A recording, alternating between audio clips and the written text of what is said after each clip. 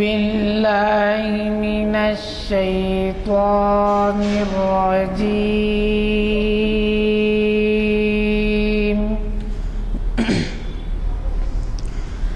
بسم الله الرحمن الرحيم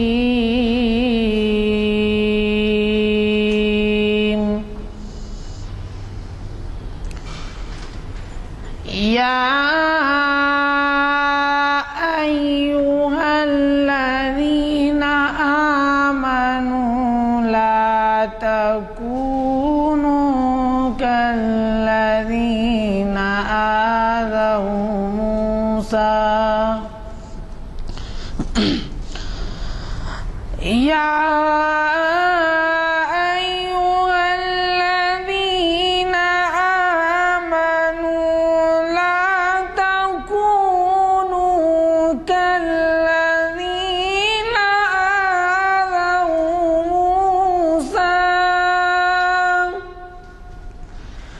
فبرأه الله مما قالوا وكان عند الله وجيها صدق الله العظيم. السلام علیکم ورحمۃ اللہ وبرکاتہ. حضرات، آج ہم سب جامع مسجد عالیہ گن فاؤنڈری کے کانفرنس ہال میں یکجا ہیں. جیسے کہ آپ واقف ہیں، آج محفل اقبال شناسی کی 696ویں نشست بعد نماز عصر بروز چہارشنبہ 9 جنوری 2013 عیسوی مطابق 26 صفر 1434 ہجری بعنوان اقبال اور محبت رسول اکرم صلی اللہ علیہ وسلم منعقد ہو رہی ہے، جس کا آغاز حافظ عرفان احمد صاحب کی خوش الحان قرأت کلام پاک سے ہوا. میں علی جناب غلام یزدانی صاحب کنوینر محافل کی خواہش پر آپ سے مخاطب ہوں. آج کے مقرر ڈاکٹر عقیل ہاشمی صاحب کا تعارف کی ضرورت نہیں، وہ آپ کے جانے پہچانے مقرر ہیں. انہوں نے اب تک ہر 3 محافل میں آپ کو کئی مرتبہ مخاطب کیا ہے. وہ ایک عظیم اسکالر ہیں اور انہوں نے کئی مرتبہ اپنی تحریرات اور خطابات سے عوام کو استفادے کا موقع دیا ہے. میں جناب عالی کو گزارش کرتا ہوں کہ تشریف لائیں، مقرر صاحب تشریف لائیں چینشن پر اور اپنی مخاطبت کا آغاز فرمائیں. او بالا کر دے قوت عشق سے ہر پست کو بالا کر دے قوت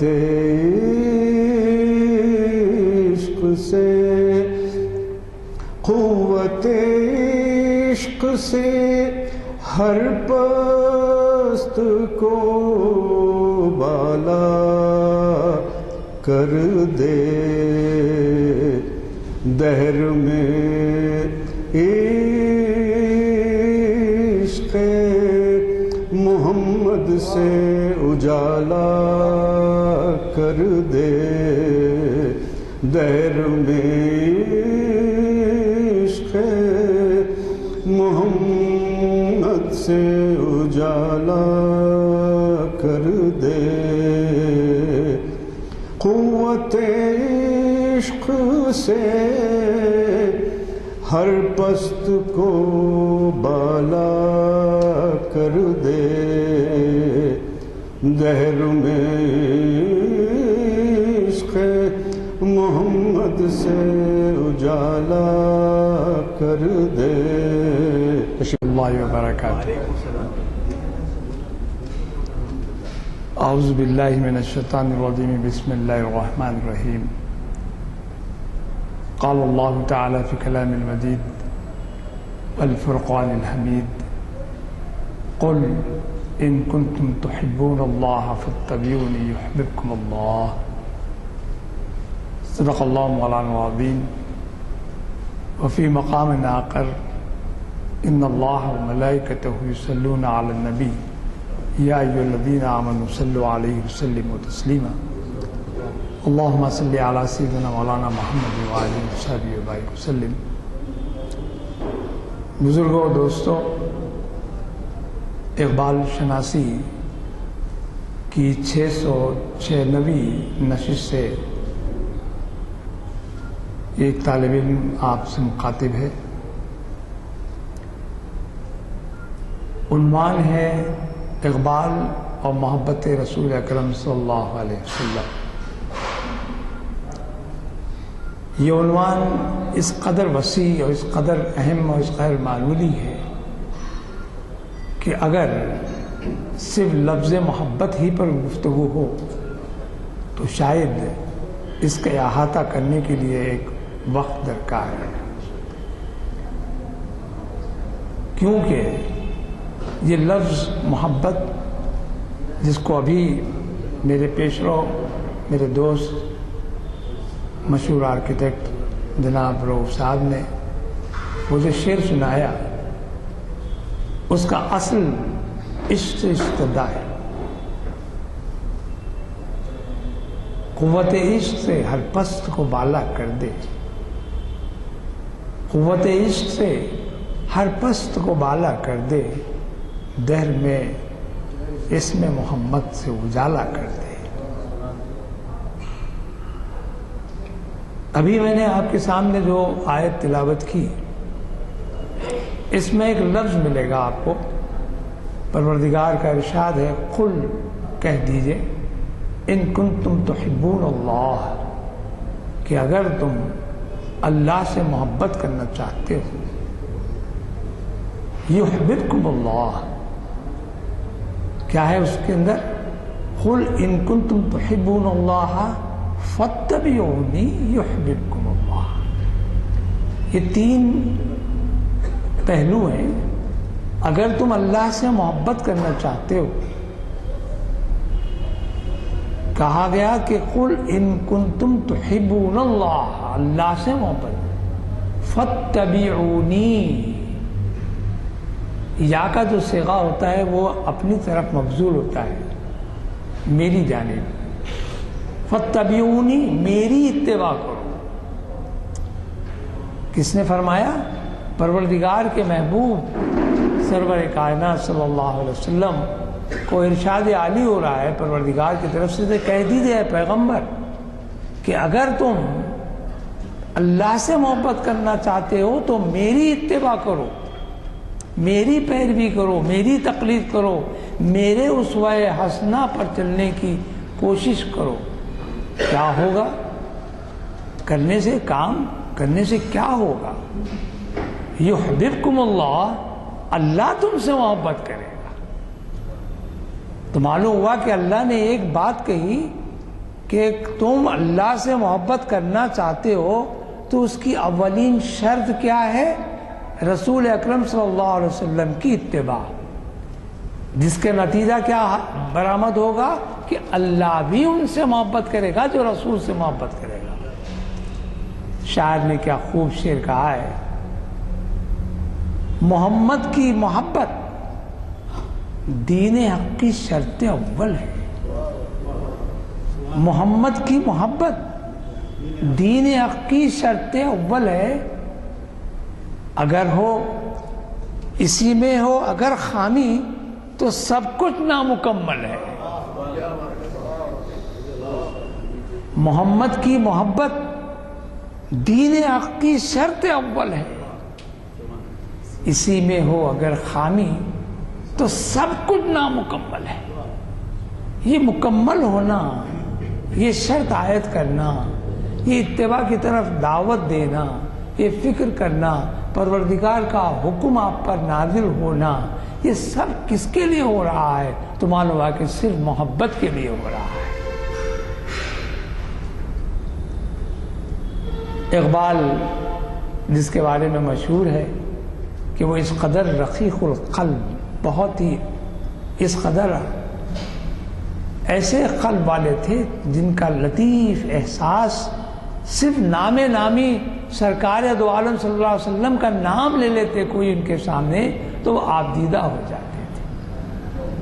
بلکہ بسا اوقات روزگاری فقیرے میں وحید الدین فقیر لکھتے ہیں کہ کبھی کبھی آخری زمانے میں تو یہ عالم ہوا اقبال کا کہ کوئی ان کے سامنے رسول اکرم صلی اللہ علیہ وسلم کا نام لے لیتا تو ہچکیاں بن جاتی تھی، اتنا روتے تھے۔ محبت کر کے دیکھیے تو اندازہ ہوگا کہ محبت کہتے کسے ہیں۔ محبت ایک احساس کا نام ہے، وہ عشق کا نام ہے، لیکن آپ کو حیرت ہوگی کہ قرآن میں عشق کا لفظ نہیں ملے گا، عشق کا لفظ ہی نہیں ہے قرآن میں۔ محبت کا بھی لفظ ملے گا تو محبت کے نام سے نہیں ملے گا، حب کے نام سے ملے گا، جیسا کہ ابھی میں نے آپ کے سامنے آیت پڑھی، قل ان کنتم تحبون اللہ، تحبون محبت سے، حب سے۔ مگر صوفیاء کرام کے پاس یہ لفظ اس قدر کثرت سے استعمال ہوا ہے، حب رسول، حب حق، حب پیر و مرشد، حب ماہ و جال، کتنی محبتیں ہیں۔ ایک حدیث قدسی آپ کے سامنے پیش کرتا ہوں، قل ان کنتم تحبون اللہ کی روشنی میں دیکھیے، کہا گیا کنتم کنزن مخفیا، حدیث قدسی ہے۔ حدیث قدسی کی وضاحت میں یوں کر دوں کہ حدیث قدسی اس کو کہا جاتا ہے اور قرآن میں اس کا داخلہ نہیں ہوتا، لیکن پروردگار عالم اپنے محبوب سرور کائنات صلی اللہ علیہ وسلم کو بالراست یا کسی اور ذریعے کے ساتھ، بالواسطہ یا بلا واسطہ، کسی بھی انداز سے یہ الفاظ آپ کے قلب پر مرتسم کر دیتے ہیں اور وہ آپ کے ارشاد میں شامل ہو جاتا ہے، اور وہ حدیث قدسی ہے۔ حدیث عملاً بھی ہے، بلکہ آپ کا کیا ہوا کام بھی حدیث ہے، آپ کا کہا ہوا قول بھی حدیث ہے، قول و فعل کا ہر عمل جو سرکار سے منسوب ہے وہ حدیث ہے۔ اب اس میں احادیث کی قسمیں بیان کی گئی ہیں، علماء حق نے احادیث صحیح، عزیز، غریب اور کئی اس کے انداز بتائے ہیں۔ اب اس کی تفصیلات الگ ہے، وہ ایک الگ عنوان، ایک الگ موضوع ہے۔ یہاں میں آپ کو حدیث قدسی بیان کر رہا ہوں آپ کی خدمت میں کہ کنت کنزن مخفیا فاحببت ان عرف فخلقت الخلق، میں ایک چھپا ہوا خزانہ تھا۔ پروردگار کا ارشاد ہو رہا ہے کہ میں ایک چھپا ہوا خزانہ تھا۔ خزانہ چھپا ہوا ہوتا ہے، ظاہر نہیں ہوتا، ظاہر ہوا تو خزانہ ہی نہیں رہا۔ خزانے کی جو طلب ہوتی ہے وہ آپ خوب جانتے ہیں، جو حب مال کی دولت میں تلاش میں رہتے ہیں وہ اپنی زندگیاں ضائع کر دیتے ہیں صرف خزانے کی تلاش میں، اور جب ان کے ہاتھ آتا ہے تو ان کی خوشی کا عالم ہی کچھ ہوتا ہے۔ وہ خزانے کئی قسم کے ہوتے ہیں، علمی خزانہ بھی ہے، دولت کا خزانہ بھی ہے، عقیدت کا خزانہ بھی ہے، محبت کا خزانہ بھی ہے۔ تو اس خزانے میں پروردگار عالم کا ارشاد ہو رہا ہے کنتم کنزن مخفیا، میں ایک چھپا ہوا خزانہ تھا۔ فاحببت، مجھے حب ہوئی، خواہش ہوئی، ان عرف، پہچانا جاؤں، فخلقت الخلق، اور پھر میں نے پورے خلقت کو پیدا کر دیا۔ یہ محبت کس سے ہوئی؟ اہل اللہ سے پوچھیے۔ پروردگار عالم نے کہا کہ مجھے محبت، مجھ میں حب کا ایک احساس ہوا، ایک ایسا جذبہ بیدار ہوا حب کا، محبت کا، تو میں نے پوری کائنات کو بنا دی۔ اور یہ محبت کس سے ہوئی؟ تو معلوم ہوا کہ نور اولی و آخری سے ہوئی، اور وہ کوئی اور نہیں ہے، میرے آپ کے آقا محمد رسول اللہ صلی اللہ علیہ وسلم۔ کئی احادیث ایسے مل جاتے ہیں، کہا جاتا ہے، مشہور حدیث ہے کہ ابھی آدم مٹی اور پانی کے درمیان کیچڑ میں تھے اور نور محمدی جلوہ فرما تھا۔ یہ محبت ہے. تو کنتو کنزن مخفیا فاحببت ان اعرف فخلقت الخلق، کہ میں پہچانا جاؤں تو کیسے پہچانا جاؤں؟ تو فخلقت الخلق، خلق کو میں نے پیدا کر دیا اور اس سے میں پہچانا جاتا ہوں. لیکن یہ محبت، کس کی محبت میں یہ خلق وجود میں آئی؟ تو معلوم ہوا کہ رسول اکرم صلی اللہ علیہ وسلم کی محبت ہی. یہ ذرا تصوف کی باتیں ہو جاتی ہیں، اور ذرا یہ مضمون جو ہوتا ہے تصوف کا کبھی کبھی گہرا اتر جاتا ہے. ذرا پانیوں میں اتریے تو اندازہ ہوگا کہ پانی کتنا گہرا ہے. پانی میں اترنے سے پہلے کنارے پر کھڑے رہ کے پانی گہرا نہیں، بہت ہی ہلکا سا ہے، جسے عام طور پر اتھل کہتے ہیں. نہیں، جس قدر آپ پانی میں اتریں گے اس کی گہرائی کا اندازہ ہوگا. سطح سمندر پر موتیاں نہیں چمکتے. موتیاں لینا ہو تو غوطہ خوری اور شناوری کی ضرورت ہوتی ہے. تہے آب ہوتے ہیں موتیاں. جگر نے کہا یہ عشق نہیں آسان، اتنا ہی سمجھ لیجیے. بہت آسان لفظوں میں نے کہہ دیا، یہ عشق نہیں آسان، اتنا ہی سمجھ لیجیے. ایک آگ کا دریا ہے اور ڈوب کر جانا ہے، تیر کر جانا نہیں ہے. پہلے دریا میں تو ڈوبیے. لوگ دریا میں تیرنے کو آتے ہیں تاکہ اس کنارے سے اس کنارے تک پہنچ جائیں. جی، دنیا سے نکل کر اس کنارے تک پہنچنا ہے، آلودگیوں سے اپنے آپ کو بچا کے نکل جانا ہے، تیرنا پڑے گا. لیکن یہاں کہا جاتا ہے کہ ڈوبیے تو پھر پار اتریں گے. جو ڈوبا سو پار کہہ دیا نا. جی، آپ سب اہل علم ہیں، اہل نسبت ہیں، اہل محبت ہیں.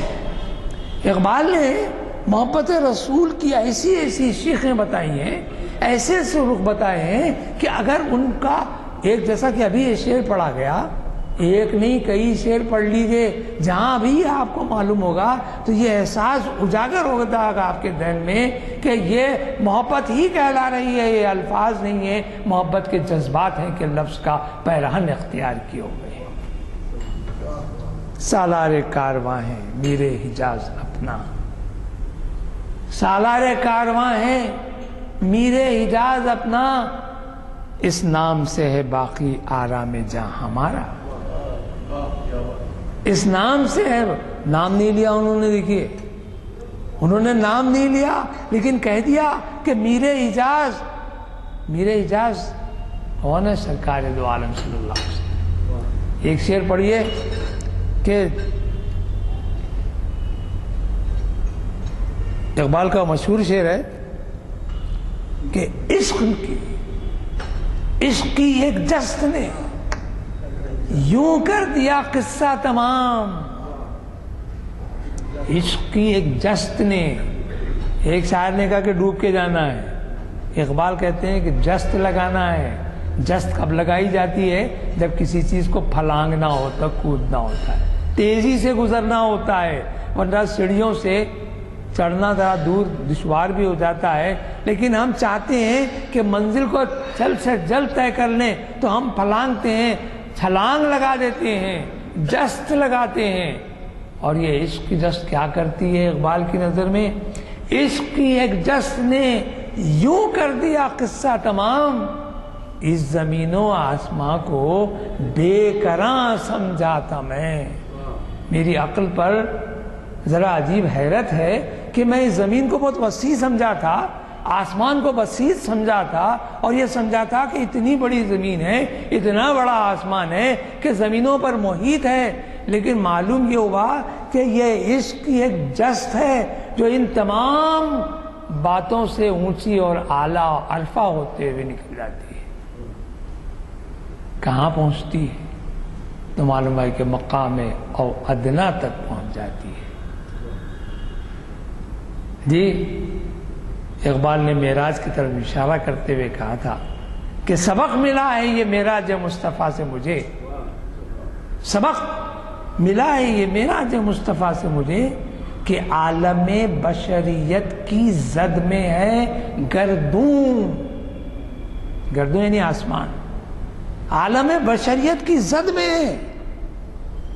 ایک جشن نے عالم انسانیت کے تمام منازل طے کر دیے، آسمانوں سے پرے. تو سرکار دو عالم بشر کی حیثیت سے تشریف فرما ہوئے تھے آسمانوں پر، اور یہی جشن کی طرف اشارہ ہے. چونکہ مضمون میرا آج اتفاق سے محبت رسول ہے. یہ محبت عجیب بات ہے، یہ حب کا معاملہ ہی الگ اللہ نے کہہ دیا، اور رسول اکرم نے قرآن کے ذریعے سے بتا دیا کہ یہ محبت کیا ہے، یہ محبت کیسے ہوتی ہے، کیوں ہوتی ہے. ذرا اس پر غور کر کے دیکھیں تو پتہ لگے گا کہ ہم جس کو چاہتے ہیں، یہ چاہت کیا ہوتی ہے. کبھی غور کیا ہے آپ نے؟ ایک احساس ہے آپ کا. ایک ماں کو اپنے بچے کی طرف محبت سے دیکھتے ہوئے کبھی نظر ڈالیے. میں اکثر مثال دیتا ہوں کہ محبت کو قدر و قیمت میں مت جانچیے، اس کی قدروں کا تعین بہت مشکل ہے. میں آپ کو ماں اور بیٹی کی محبت بتاتا ہوں تو پروردگار تو 70 ماؤں کی محبت رکھتا ہے. ماں اپنے بچے کو بڑی محبت سے دیکھتی ہے، بڑی محبت سے دیکھتی ہے کہ میرا پیارا لڑکا ہے، چاند سا ٹکڑا ہے، اور کیا کیا کچھ ہے جی. پھر کام کاج میں مصروف ہو جاتی ہے. پھر تھوڑی دیر کے بعد وہی لڑکا ہے، وہی اولاد ہے، وہی بیٹا ہے، وہی چاند کا ٹکڑا ہے، اور وہی ماں ہے. جب اپنے بیٹے کو وہ دیکھتی ہے تو ذرا مجھے آپ جواب دیں، کیا اس کی وہ پہلی نظر کی محبت اور یہ دوسری مرتبہ جس نے محبت کی نظر ڈالی، کیا دونوں برابر ہیں؟ یا اس میں کچھ تفاوت ہے؟ کیا اس میں کمی بیشی ہے؟ کیا زیادتی ہے یا کمی ہے؟ کوئی قدر آپ تعین نہیں کر سکیں گے. اس میں زیادتی بھی ہو سکتی ہے، کمی بھی ہو سکتی ہے. کمی کس انداز سے ہوگی؟ وہ بچے کی محبت اس کی حرکتوں پر ہے، اور زیادتی اس پر ہے کہ بچے کی جو حرکت ہوگی، جو اتنی دلبانہ انداز میں وہ اپنی ماں کو دیکھتا ہے یا لاڑ و پیار کرتا ہے. یہ محبت کا انداز ماں اور بیٹے کا ہے. تو پروردگار کا عالم جب اپنے بندے پر نظر ڈالتا ہوگا تو کس کس انداز سے بندے کو دیکھتا ہوگا. اب بندے کا کام کیا ہے کہ اپنے پروردگار کو کس طرح لبھائے، وہ کیا انداز اختیار کرے کہ اس کی محبت میں اضافہ ہو، کمی کا تو تصور ہی نہ آئے. پروردگار کے محبوب رحمت للعالمین سید المرسلین وآخرین، یہی تو آپ نے بتایا،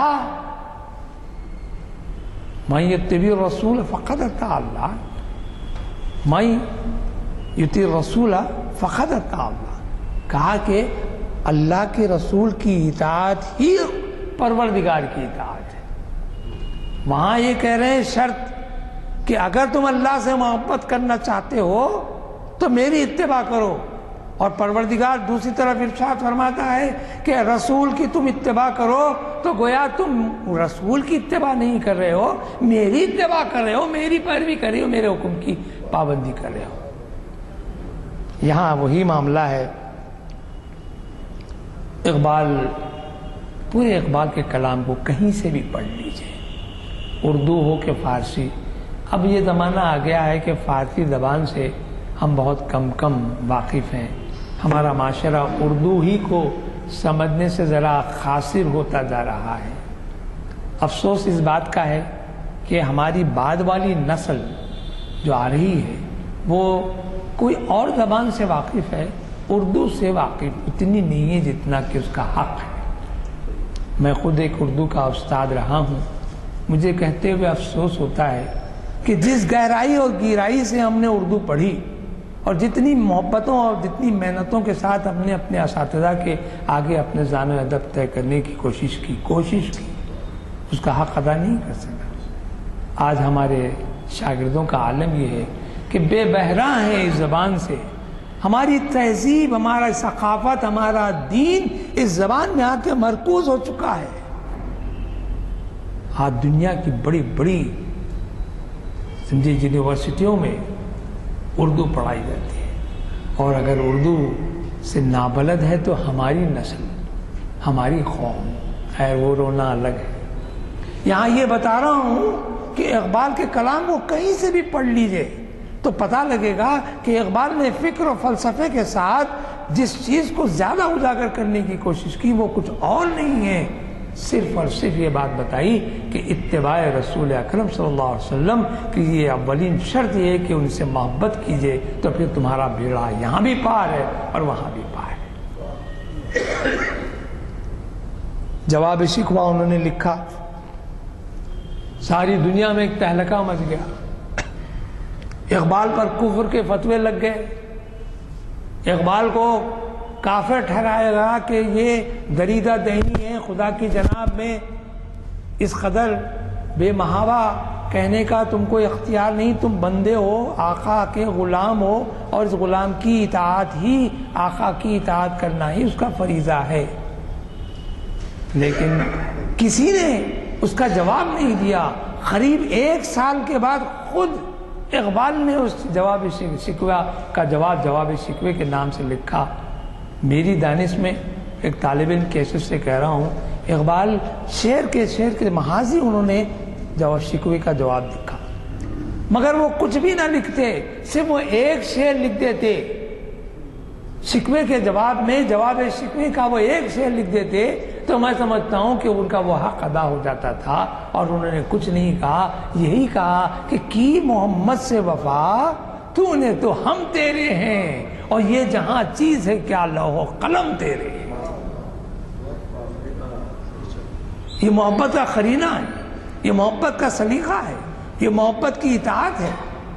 عشق کیا ہے؟ اطاعت کا نام ہے، عشق کیا ہے؟ شفقت کا نام ہے، عشق کیا ہے؟ صداقت کا نام ہے۔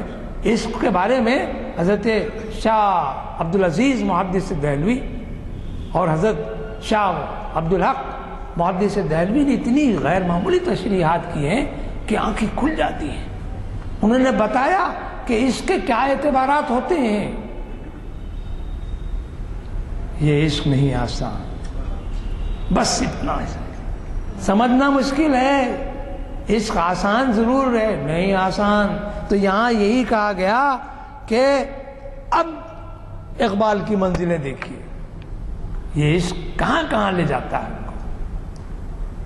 رسول اکرم کے جد اعلیٰ حضرت ابراہیم خلیل اللہ کی حیات طیبہ سے آپ واقف ہیں، کچھ واقف ہوں یا نہ ہوں، ایک واقعہ تو یاد ہی رہتا ہے کہ بے خطر کود پڑا آتش نمرود میں۔ عشق خلیل نہیں ہے نام، خلیل کہہ سکتے تھے وہاں، اقبال نے خلیل نہیں کہا، عشق کا کیا کہا کہ بے خطر کود پڑا آتش نمرود میں۔ عشق عقل ہے محو تماشائے لب بام ابھی۔ آپ غور کر کے دیکھیں، حضرت ابراہیم علیہ السلام کو جب آگ میں جھونکا جا رہا تھا تو روایتوں میں آیا ہے کہ آگ کا فرشتہ آیا، اس نے کہا کہ ابراہیم اگر تم اس آگ سے بچنا چاہتے ہو تو بس ایک ہلکی سی اجازت دو، میں ایک اپنا پر ماروں تو آگ خاکستر ختم ہو جائے گی، بجھ جائے گی۔ اچھا، ایک اور فرشتہ آیا، اس نے کہا کہ اگر ابراہیم تمہاری اجازت ہو تو میں پانی برساؤں اور اس آگ کو فرو کر دوں، ختم کر دوں۔ ابراہیم علیہ السلام نے کہا اے فرشتوں، تم میری مدد کے لیے آئے ہو، کیا میرا وہ پروردگار اس واقعے سے واقف نہیں کہ مجھے آگ میں جھونکا جا رہا ہے؟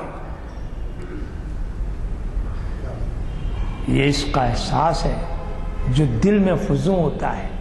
یہ احساس آپ کے دل میں جب اجاگر ہوتا ہے، جب آگ لگتی ہے تو آگ یوں ہی نہیں لگتی، ایک چنگاری ہوتی ہے جس سے آگ لگتی ہے۔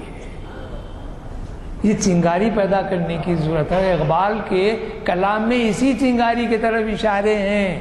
انہوں نے جو عشق کہا، محبت کہا، اتباع رسول کہا، محبت رسول کہا، یہ سب انہوں نے کہا کہ وہ چنگاری پیدا کرو مومنوں کہ جس کے ذریعے سے تمہارے دل میں محبت رسول اجاگر ہو جائے۔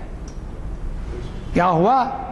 بے قطر کود پڑا آتش نمرود میں۔ عشق عقل ہے محو تماشائے لبے بام ابھی۔ اب عشق کی اور منزل بتائے گا۔ صدق قلیل بھی ہے عشق. دیکھیے آپ، صداقت ایک بڑی چیز ہے، سچائی. ہم جھوٹ بولنے کے بہت اچھے عادی ہیں، سچ بولنا تو دشوار ہے. خود اپنے آپ سے سچ آپ کہنے کے عادی ہو جائیں تو میں سمجھتا ہوں اس سے بہتر کوئی عمل نہیں ہو سکتا. پہلے اپنے آپ سے سچ بولنا سیکھیے. دوسروں سے بولنا دور کی بات ہے، خود اپنے آپ سے سچ بولنے کی آپ عادت ڈالیے کہ میں جو کچھ عمل کر رہا ہوں میرے ضمیر مجھے کچو کے نہ لگا، کیوں میں تجھے سچ بتانے کے لیے آمادہ ہو گیا. رسول اکرم صلی اللہ علیہ وسلم کے پاس ایک اعرابی آئے، انہوں نے کہ یا رسول اللہ، مجھ میں ہمہ اقسام کی برائیاں ہیں. میں جوا کھیلتا ہوں، شراب پیتا ہوں، زانی ہوں اور کیا کیا ہوں، تکلیف دیتا ہوں. آپ نے فرمایا کیا چاہتے ہو؟ میں نے کہا کہ میں ان تمام برائیوں سے چھوٹ اور ہٹ جانا چاہتا ہوں، دور ہونا چاہتا ہوں. ایک ایسا راستہ بتائیے کہ جس کے ذریعے سے میں بہت آسانی کے ساتھ ان سے چھوٹ جاؤں. آپ نے کہا کہ بھئی آسانی تو بڑی مشکل ہے، لیکن ایک کام کرو، مجھ سے وعدہ کرو کہ تم سچ کہا کرو گے. جب دن نکلے گا اس دن کی رات تک یعنی شام تک تم جو بھی عمل کرو گے اس کی ساری رپورٹ یا ساری کیفیت مجھے شام میں آ کر سچ سچ بتانا، اس میں جھوٹ نہ کرنا. یہ وعدہ. اس اعرابی نے کہا کہ رسول اللہ، میں آپ کے ہاتھ پر وعدہ کرتا ہوں کہ میں جو کچھ کہوں گا سچ کہوں گا. بس چل پڑا. رات ہوئی، صبح ہوئی تو جس برائی کی طرف جاتا تھا فوراً اس کے دماغ میں یہ بات آ جاتی تھی کہ شام کو مجھے رسول اکرم کے پاس پہنچنا ہے اور جو عمل میں نے کیا ہے اس کا خلاصہ سچائی کے ساتھ بیان کرنا ہے، جھوٹ نہیں کہنا ہے. بس ہر اس برائی سے وہ دور ہو گیا، ہر اس برائی سے وہ دور ہو گیا. نتیجہ یہ کہ ساری برائیاں، سارے عیوب، سارے نقائص اس ایک جھوٹ کے پردے سے نکل کر سچائی کی روشنی میں آ گئے. ذرا اپنے اعمال پر غور کریں، ہماری اپنی زندگیوں پر ہم غور کریں. آپ کو اندازہ ہوگا کہ ہم اپنے آپ سے کتنا جھوٹ کہتے ہیں. ان درو گوئی سے بچنے کی ترکیب کیا ہے کہ اپنے ضمیر سے سچ کہنے کی عادت ڈالیے. اپنے ضمیر سے سچ کہنا کیا؟ اپنے پروردگار کے آگے اپنے آپ کو سرنگو کرنا ہے. اسی وجہ سے شاہ عبدالعزیز نے کہا عشق کے معنی اطاعت کے بھی ہیں، صداقت کے بھی ہیں، شفقت کے بھی ہیں، محبت کے بھی ہیں، اور پھر سب سے بڑی بات نماز کا نام بھی تو عشق ہے.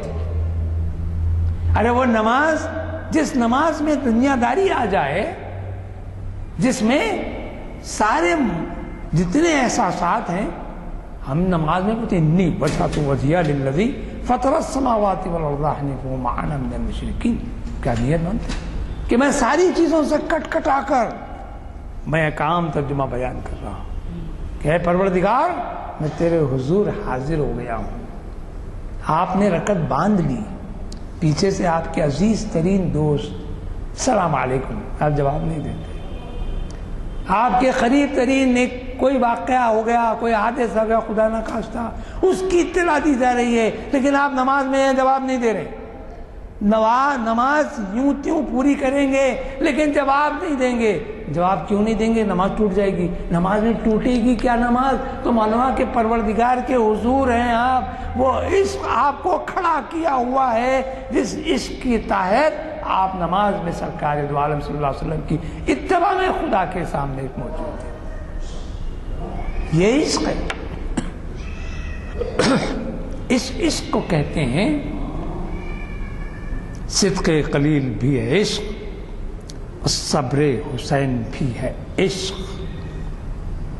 مارے گئے وجود میں بدر و حنین بھی ہے عشق. میں دو چار شعر میں نے اس لیے لکھے تھے کہ عشق کی کیفیتیں آپ کو بیان. صدق خلیل تو معلوم ہوا، ذرا صبر حسین پر نظر ڈال کے تو دیکھ لیجئے. ارے جس کے سامنے شیرخوار بچہ تیروں سے چھید دیا جائے، ہماری انگلی اگر کٹ جاتی ہے، خون رسنے لگتا ہے، ٹپکنے لگتا ہے تو بعض کمزور دل کے لوگ ایسے ہیں ان کو چکر آ کے گر جاتی ہے۔ ارے جن کے سامنے جوان بیٹا شہید ہو رہا ہے، ننھا شہید ہو رہا ہے، بھتیجا شہید ہو رہا ہے، بھائی شہید ہو رہا ہے، جی عالم یہ ہے کہ ان کے چاہنے والے وہ 72 کے 72 شہید ہو رہے ہیں، اور یہ آنکھ کے دیکھ رہی ہے۔ ذرا صبر کا اندازہ تو کیجئے، کیا یہ صبر عشق کی منزل نہیں تو اور کیا ہے؟ صبر حسین بھی ہے عشق، اگر یہ عشق نہ ہو تو پھر صبر بھی نہیں ہوتا۔ وہ صدق تھا، یہ صبر ہے۔ اور پھر رسول اکرم صلی اللہ علیہ وسلم کے غزوات پر نظر ڈالیے تو بدر کے موقع پر سرکار دو عالم صلی اللہ علیہ وسلم کا عالم یہ ہے کہ آپ سربسجود ہیں، 313 صحابیوں کے مقابل میں 1000 کا لشکر ہے۔ حضور اکرم صلی اللہ علیہ وسلم کی دعائیں کتابوں میں مرقوم ہیں۔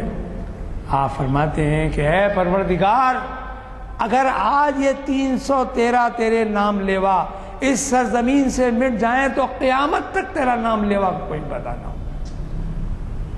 تو کیا ہوا؟ قرآن پڑھیے تو معلوم ہوا اذا جاء نصر اللہ۔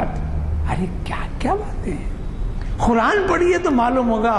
اسی وجہ سے اقبال نے ہر مقام پر قرآن کے حوالے دیے۔ میں تو اکثر کہتا ہوں کہ اقبال کو سمجھنا ہے تو قرآن پڑھیے، اور قرآن کو بہت حد تک آرام سے سمجھنے کی انداز پیدا کرنا چاہتے تو اقبال کا کلام بھی پڑھ لیجیے۔ قرآن میں ہو ہوتا زندہ مرد مسلمان، اللہ کرے تجھ کو عطا جدت کردار۔ یہ جدت کردار کیا ہے سمجھنے کی بات۔ کردار تو معلوم ہوتا ہے، یہ جدت کردار کیا ہے، کردار میں نیاپن کیا ہے؟ تو نیاپن کچھ نہیں ہے، وہ اتباع رسول اکرم صلی اللہ علیہ وسلم کی شان ہے۔ یہاں یہ بتایا، اسی وجہ سے کہا کہ مرد خدا کا عمل عشق سے صاحب فروغ، عشق ہے اصل حیات، موت ہے اس پر حرام۔ صاحب عشق جو ہوتا ہے وہ مرتا نہیں۔ کیوں نہیں مرتا؟ تو اللہ تعالیٰ قرآن میں فرمایا، قرآن پڑھیے تو معلوم ہوا کہ اللہ تعالیٰ نے ایک جگہ فرمایا ہے کہ ہم جن کو آپ مردہ سمجھتے ہیں ان کو مردہ مت کہو، ہم ان کو غذا پہنچاتے ہیں، وہ زندہ ہیں۔ آج ہمارے پاس اعتراضات ہوتے ہیں، خبر میں خبر ہو گئی، مٹی بن گئی، مردے ہو گئے، ختم۔ ارے ان کی نظر تمہاری نظر کتنی، تمہارا دیکھنا کتنا؟ تم اس دیوار کے اس پردے کے پیچھے نہیں دیکھ سکتے۔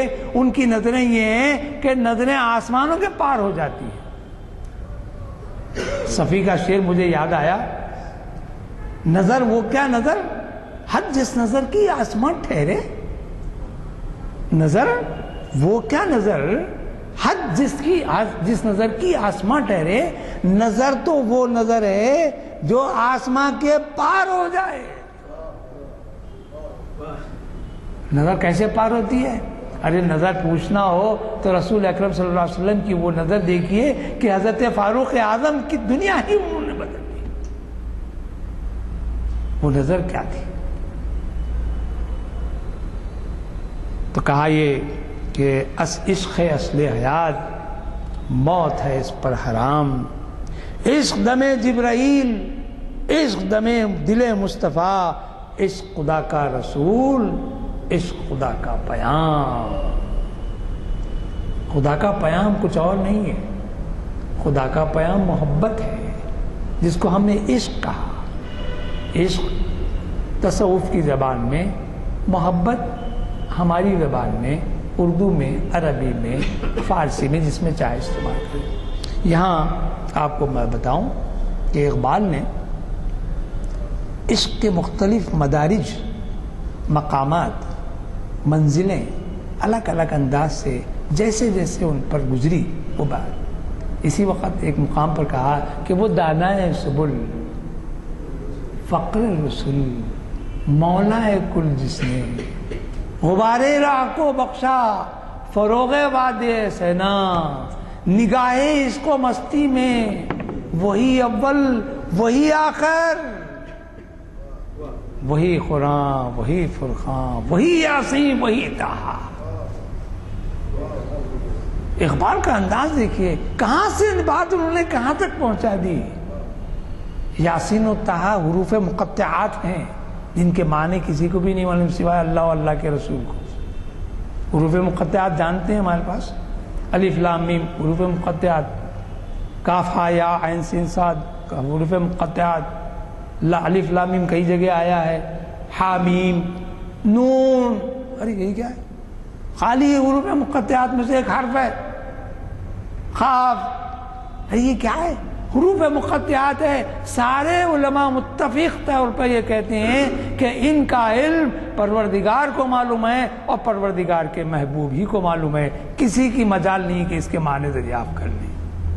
یہاں کہہ رہے ہیں کہ وہی قرآن وہی فرقان، قرآن کے معنی زیادہ پڑھے جانے والے کے ہیں، فرقان کے معنی فرق کرنے والے کے ہیں، وہی یاسین وہی طٰہٰ۔ قرآن زیادہ پڑھو وہ نہیں، فرق کس میں کریں؟ تو فرق مومن میں کریں، کافر میں کریں، اور کوئی دوسری چیز نہیں۔ کافر کے معنی ہمارے پاس ذرا اصطلاح چھوٹی ہو جاتی ہے، کافر کے معنی انکار کرنے والے کے، کافر کے معنی انکار کرنے والے کے۔ کس کا انکار کرنے والے؟ پروردگار کی الوہیت کا۔ آپ کو یہ بھی بات بتا دوں کہ آدم سے لے کے حضرت رسول اکرم صلی اللہ علیہ وسلم تک جتنے انبیاء ما سبق آئے ہیں سبوں نے یہی دعوت دی کہ لا الہ الا اللہ، اور پھر اپنے اپنے دور میں جو انہوں نے کہا اپنی رسالت کا اعلان کیا۔ کمال فن تو یہ ہے، لا الہ الا اللہ بولنا آسان ہے، بہت آسان ہے۔ آج ہمارے پاس دنیا کی کئی ایسی قومیں ہیں جو لا الہ الا اللہ کی پابند ہیں، نہیں ہے کوئی معبود اللہ ہے، برابر اللہ ہے، لیکن کمال یہ ہے کہ رسالت کا اقرار کریں۔ جس کے ایک صوفی بزرگ نے کہا ساتھ توحید کے اقرار رسالت کا بھی ہو، ساتھ توحید کے اقرار رسالت کا بھی ہو، جس کو اقرار رسالت نہیں ایمان نہیں۔ صاف بات ہے۔ کہا یہ ایک توحید کی وحدت پرستی کے تو سبھی قائل ہیں، ساری دنیا کا بنانے والا پروردگار ہے، آقا ہے، مالک ہے، ایشور ہے، گاڈ ہے، دیوڈو ہے، سب ہے، لیکن کمال یہ ہے کہ آؤ تو اس میدان میں آؤ، اس دائرے میں آؤ جس کا نام محبت ہے، وہ محبت رسالت کے اقرار سے آئے گی۔ اسی وجہ سے کہا کہ ساتھ توحید کے اقرار رسالت کا بھی ہو، جس کو اقرار رسالت نہیں ایمان نہیں۔ صاحب کھلے الفاظ میں ہمارے بزرگوں نے اس انداز سے محبتوں کا ذکر کیا ہے کہ اس کا اظہار ہی اگر ذرا ٹھنڈے دل سے غور کریں تو معلوم ہوگا کہ محبت کچھ اور چیز نہیں ہے، ہماری پابندی، ہماری تقلید، ہماری پیروی، ہماری اتباع کس کی؟ رسول اکرم صلی اللہ علیہ وسلم کی زندگی کی، کیونکہ رسول اکرم صلی اللہ علیہ وسلم کی حیات کو پروردگار نے ایک رول ماڈل بنایا۔ کیا کہا؟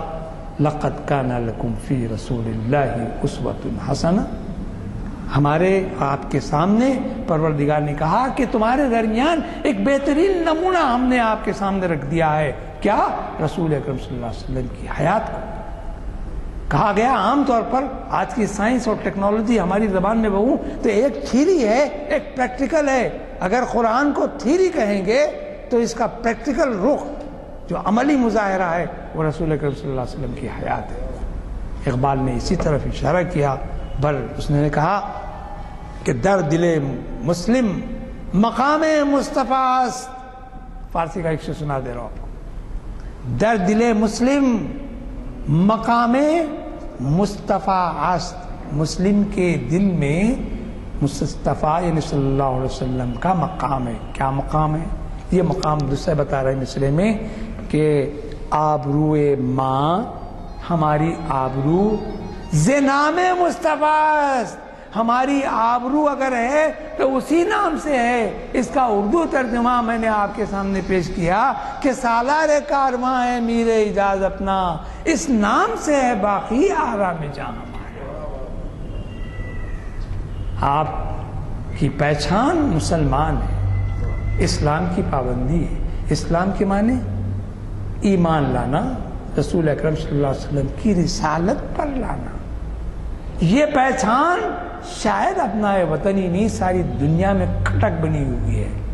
آپ لا الہ الا اللہ بول دیے کچھ بھی نہیں ہوتا, سب آپ بہت اچھے دوست کہہ رہے ہیں. محمد رسول اللہ کہتے ہی آپ الگ ہوئے. وہی فرقان, وہی قرآن, وہی فرقان, وہی یاسین, وہی طٰہٰ. اب یاسین و طٰہٰ کے بارے میں تو کچھ نہیں کہہ سکتا, لیکن فرقان کے بارے میں کہا لکم دینکم ولی دین, تم کو تمہارا دین پسند ہے, ہمارے کو ہمارا دین پسند ہے. یہ پروردگار کا اعلان اور رسول اکرم صلی اللہ علیہ وسلم کی طرف سے اعلان ہوا. آخر میں کہہ دیا تم اپنے دین پر, ہم اپنے دین پر. اقبال کی محبتوں کا اندازہ ایک واقعے سے کرا دیتا ہوں. ایک آج کل احانت رسول گستاخانہ انداز میں جو پیش کی جا رہی ہے, ذرا اندازہ کیجیے, بہت زمانہ پہلے بھی انگریزوں کا زمانہ تھا, آزادی نہیں ہوئی تھی. ایک دریدہ دہن ایک کافر نے رسول اللہ صلی اللہ علیہ وسلم کی شان میں گستاخی کی. ایک وکٹوریہ چلانے والا لاہور کا, جس کا نام تھا عبد القیوم, اس کو بس جذبہ آ گیا کہ میرے رسول کی احانت کیا, اس نے میرے رسول کی احانت کیا, گستاخی کی, میں اس سے کیسے بدلا لوں. اس کے دل میں ایک بات پکنے لگی. آپ کو سن کے حیرت ہوگی, واقعہ موجود ہے, 1934 کا واقعہ ہے. اور روزگارِ فقیرے میں وحید الدین فقیر نے لکھا ہے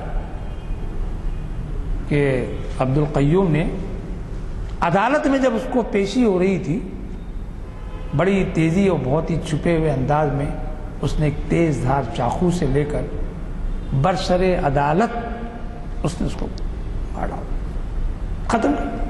وہ آنن فانن ختم ہو گیا, گرفتار ہو گیا. اب اس پر مقدمہ ہوا, انگریزوں کا معاملہ ہے, لارڈ جنرل ورنل ویسرا دنیا کے لوگ موجود. مقدمہ ہوا, آنن پانی 2-4 پیشیوں میں بات طے ہو گئی کہ یہ قابل ہے گردن زدنی ہے, اس کو پھانسی دینا چاہیے, اس کو قتل کر دینا چاہیے, کیونکہ اس نے عدالت میں ایک شخص کا خون کیا ہے. وہ مسئلہ الگ ہے کہ کس وجہ سے کیا ہے الگ, لیکن یہ مسئلہ ہے کہ اس نے ایک شخص کا خون کیا, اور وہ بھی بنام مسلمان اور دیگر احانت کرنے والے کے بعد. اور گرفتار عبد القیوم. اقبال کی پہنچ بڑے بڑے لوگوں میں تھی, وائسراؤں کے پاس بھی جاتے تھے, اکثر راؤنڈ ٹیبل کانفرنس وغیرہ میں بھی جاتے تھے. تو ایک وفد پہنچ کے اقبال سے اس بات کا متمنی ہوا, متقاضی ہوا کہ وائسرا سے جا کر آپ سفارش کر دیں کہ اس کو اس کی جو سزائے موت ہے وہ سزائے موت کے بجائے سزائے عمر قید میں بدل دی جائے. اقبال 5-10 منٹ تک خاموش سنتے رہے. اس کے بعد انہوں نے کہا کیا عبد القیوم کمزور ہو گیا ہے؟ تو لوگوں نے نہیں, وہ تو کمزور نہیں ہوا. تو وہ کہتا ہے کہ میں نے تو جنت خرید لی ہے.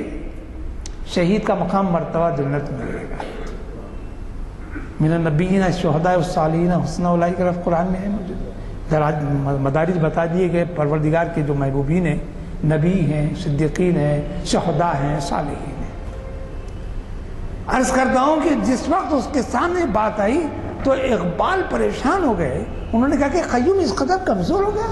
کہا نہیں, وہ تو اس نے کہا کہ میں نے جنت خرید لی ہے, مجھے آپ پھانسی دی جائے یا موت دی جائے کچھ مجھے ڈر نہیں ہے اس کا. اقبال آپ دیدہ ہوئے. انہوں نے کہا کہ بھائی جب اس نے خود کہا ہے کہ وہ جنت اس نے خرید لی ہے اس عمل کے ذریعے سے, تو میں اس کے اجر و ثواب میں حائل ہونے والا کون؟ میں اجر و ثواب میں حائل ہونے والا کون؟ لوگ پریشان ہو گئے. انہوں نے کہا تھا کہ سمجھے تھے کہ وائسرا کے بعد سفارش کر دیں گے عمر قید میں بدل جائے گی. انہوں نے کہا کہ اس کو موت ملے گی کیونکہ وہ خود خریدار جنت ہے. یہ دراصل کہنے کو بہت واقعہ معلوم ہوتا ہے, لیکن اس سے محبت رسول کا جذبہ جو اقبال کے دل میں تھا وہ معلوم ہوتا ہے.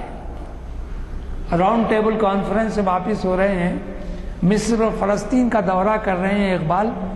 جب پہنچے واپس تو بمبئی کے ایئرپورٹ وہ جہاز کے عرصے پر وحید الدین صاحب مل کے کہنے لگے کہ اقبال آپ نے فلسطین، مصر اور دیگر علاقوں میں آپ نے دورہ کیا، میں سمجھتا تھا کہ کاش آپ مدینہ منورہ بھی جا کے روضہ اقدس پہ بھی حاضری آپ دے آتے تو کیا بات تھی۔ اقبال بہت بے چین ہو گئے۔ انہوں نے کہا کہ فقیر میں کیا منہ لے کر روضہ اقدس پر جا سکتا تھا، میرا منہ کیا ہے کہ میں روضہ اقدس پر جا کر حاضری دوں؟ یہ وہی شخص کہہ سکتا ہے کہ جس کے دل میں محبت رسول ہو۔